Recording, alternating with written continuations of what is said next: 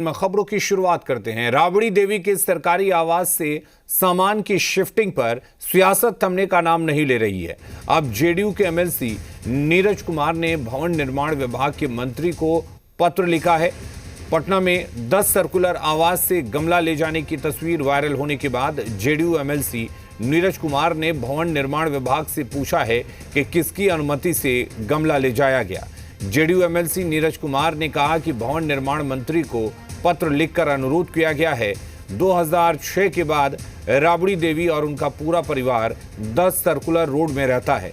सरकार द्वारा बहुत सारी सुविधाएं दी गई हैं।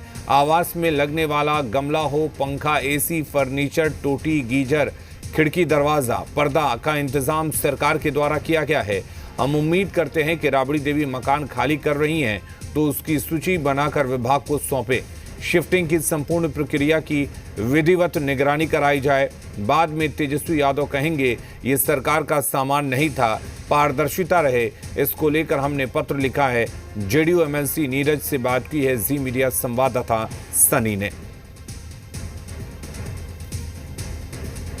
जदयू बिहार विधान परिषद के सदस्य नीरज कुमार ने भवन निर्माण विभाग के मंत्री को पत्र लिखा है और उस पत्र में राबड़ी आवास की चर्चा की गई है।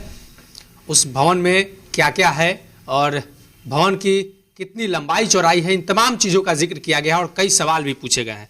नीरज जी, आपने ये जो पत्र लिखा है तो क्या इसका उद्देश्य है, किस आधार पर क्या कुछ चाहते हैं आप? माननीय भवन निर्माण मंत्री जी को हमने पत्र लिखकर यह अनुरोध किया है कि जो भी 2006 के बाद राबड़ी देवी जी और उनका पूरा परिवार 10 सर्कुलर रोड में रहता है, सरकार द्वारा बहुत सारी सुविधाएं दी गई है। यथासंभव जो भी सुविधाएं दी गई है, चाहे वह उनका आवास में लगने वाला गमला हो अथवा इसके अलावा जो वहाँ पर पंखा है, एसी है, फर्नीचर है, बाथरूम फिटिंग है, टोटी है, गीजर है, शौचालय में लगा कम्बोर्ड है, खिड़की, दरवाजा सहित पर्दे, ये तमाम चीज़ें सरकार के द्वारा उपलब्ध कराई गई हैं। तो हमारी उम्मीद है कि राबड़ी देवी जी, जब आप मकान खाली कर रही हैं तो जो भी सरकार के द्वारा दिए गए सामान हैं उसकी अद्यतन सूची बनाकर विभाग को सौंप दीजिए।